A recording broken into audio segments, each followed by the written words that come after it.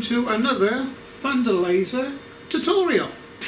So today's video is really a carry-on from the last video where I did a 3D carving. Now there's a lot of information that's required before you can actually carry out a 3D carving. Now for this demonstration we're going to be using the standard Thunder Laser 2-inch lens.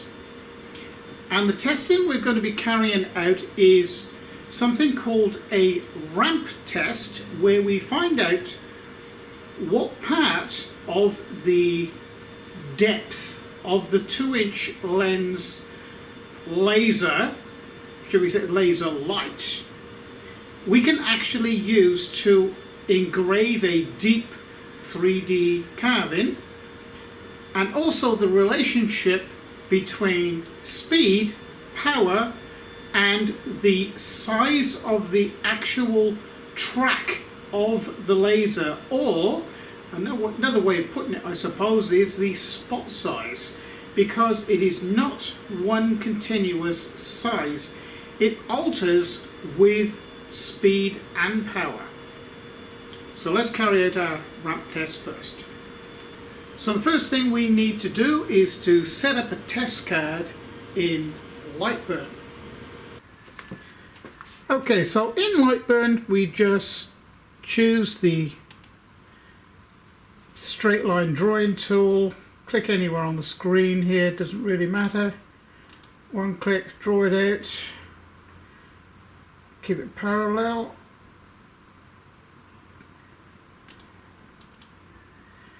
And left click, and we have our line. Then we change then to the cursor selector tool. Select that line. We want it to be 120.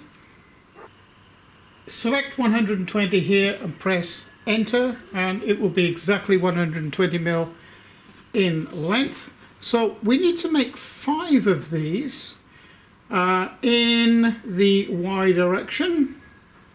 So what you do, you come down here to the array copy, leave the 1 in X, but come over here to the Y, because we want the row of lines in the Y direction. So we want 5 of them, and 15 millimeter apart is fine. Oh, let's make it 20. Yeah, 20 millimeter apart. That's probably better for us. And we press OK.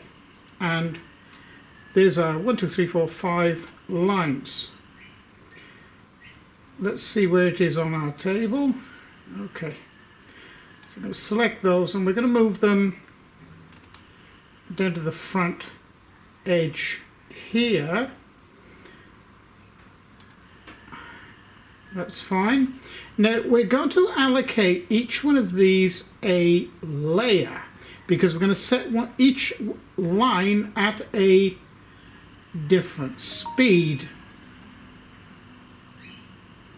So we'll zoom in here. We'll leave that one on a black layer. We'll choose this one. We're going to put that one on a blue layer. This one we're going to put on a red layer. This one we're going to put on a green layer, and this one we're going to put on a yellow layer. So we're separated out now into 5 different layers. So line number 1, it's a line, so let's double click that. So now we can set up our parameters here. Now for this test we're going to set for this first one 25 millimeters per second. Power level is going to be set at 20.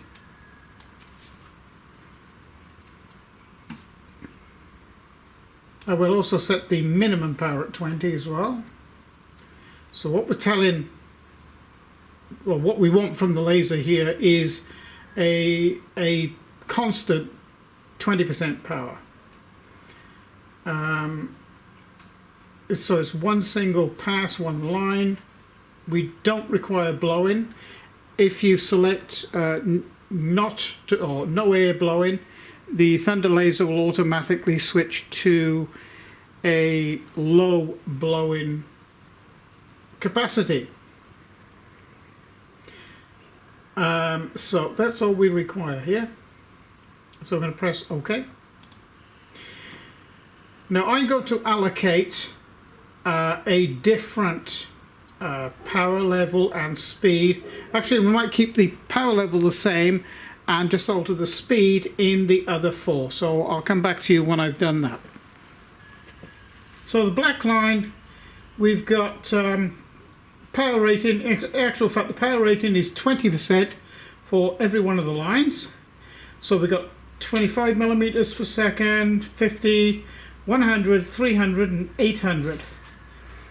And we'll see what the Thunder laser makes of that. Right, so this is a classic laser ramp test. Now, this is deliberately set here at about 3 millimeters. Now, it should be 6 millimeters to be in focus. But as the laser travels along the ramp, obviously the gap is going to get bigger until it gets to this end. And I'll take it there now, where it's about 13. So you can expect it to be out of focus this end and out of focus that end, but in the middle here we'll be able to detect the actual usable focus of the laser beam. So let's take it back. Now, of course, the other thing we're going to find out with this test is how thin the line or the spot size actually gets to with speed, with a constant power of 20%. So I'll just give this a frame test, and we will run this. Laser's on, everything's on, let's go. It's going to be over fairly quick.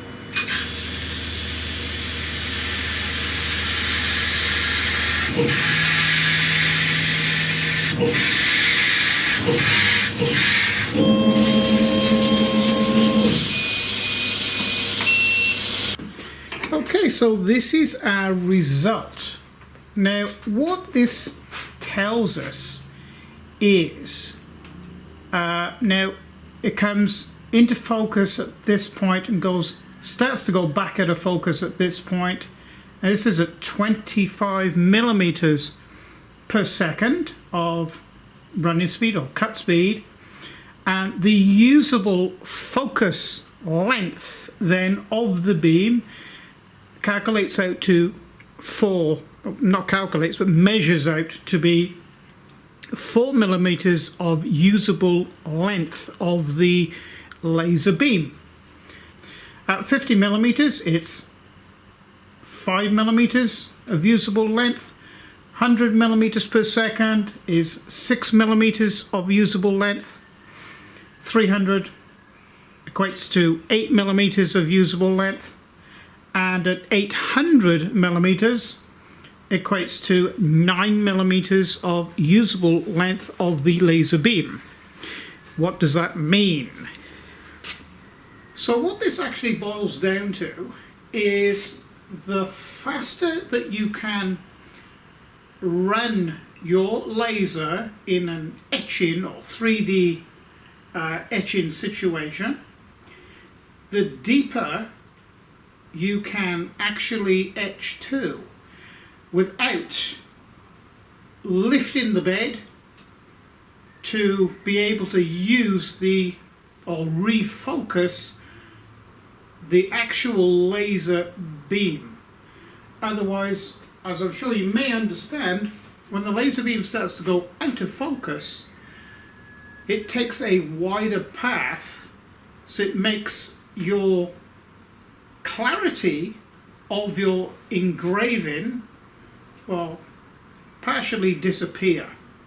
So in the last video, when I carried out this engraving, 3D engraving, which came out pretty good actually, of course this is in MDF, I got it down to 5mm without too much trouble at all. It was taken out, at the first cut it took out nearly 1.5mm, and it gradually reduced after that. But the focus was actually set correctly of 6mm from the top of the surface. So it was starting to go out of focus by the time it got all the way down to the base level there.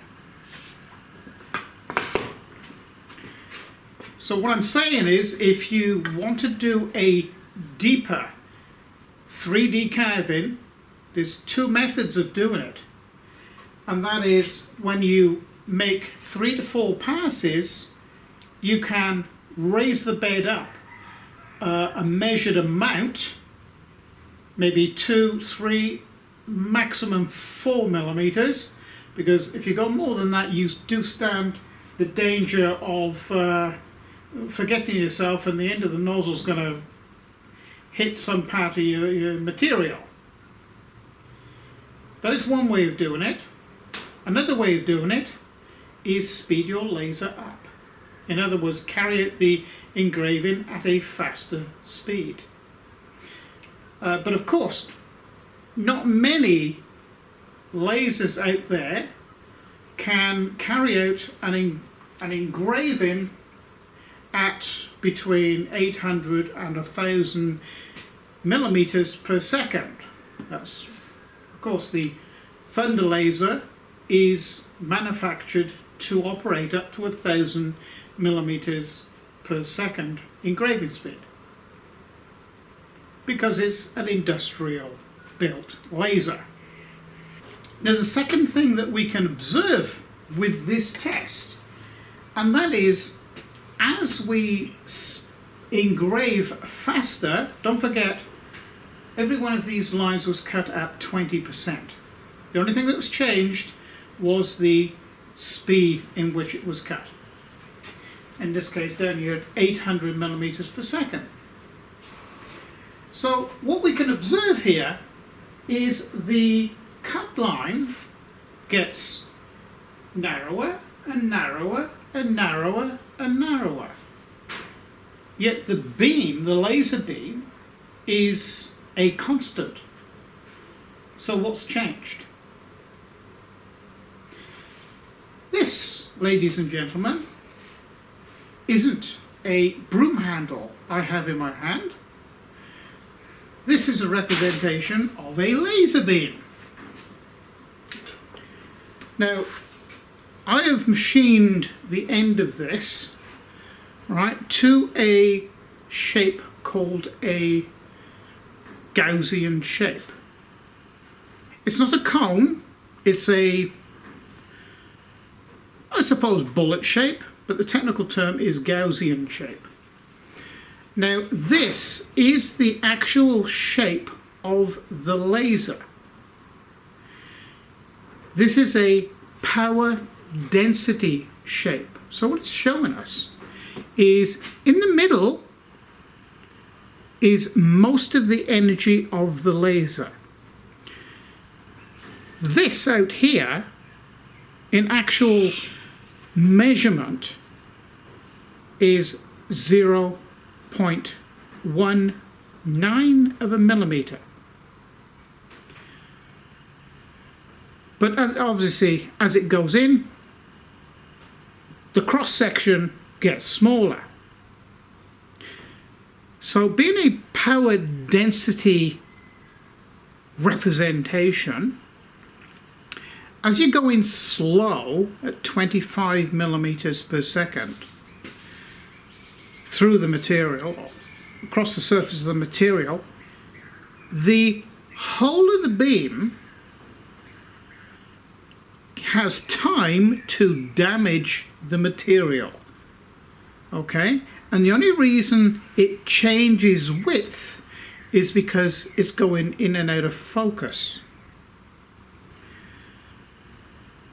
Now, as the speed goes up, the cut line, when it's in focus, gets thinner and thinner and thinner until it gets down to 0.05 of a millimeter. Well, that is the very, very tip here. It only has the time for the very, very tip to do any damage or to make the line in the material, if you can understand that. So the faster you go, the smaller the dot size or the cut line size, because the outer part here doesn't get any time to damage the material. So this experimentation and the knowledge of the Gaussian shape of the actual laser beam will help you to determine what speed to run at, to what depth you want to cut to in a 3D engraving, or indeed if you wanted to do a photograph, because the same system is in operation there. The faster that you can actually travel and lay down the spots, because normally photographs are dithered, and dithering is actually made up of pixels, okay, and the laser will see that as spots, okay. So the faster you can travel, the smaller diameter your spot size is going to be, because of the Gaussian shape. That is the thing that determines the spot size, the overall spot size. So when engraving photograph, speed has a lot to do with how big the spot size is, because there's a direct relationship between speed, power and spot size. I think you might have heard me say in one or two of my earlier videos that laser work, there is a lot of science in laser operation, and there really is. But if you can get a grip with it, you know, you're going to do really well. And not only that, if you have a decent bit of kit, you're going to go a long way. So I hope you've enjoyed this fairly short video today. I know it's a little bit boring, some of this technical science stuff, but it's really information that you really need to know if you want to be successful with the laser. And all you new Thunder Laser owners out there, if you want to know anything specific, please either email me or Thunder Laser themselves to ask me to make a video about it. So I hope you've enjoyed the video today. Please like and subscribe, and come along and see one of my other videos. I'm sure there's some information in there that you will enjoy. So from me and Thunder Laser Global, thank you for joining us, and it's bye for now.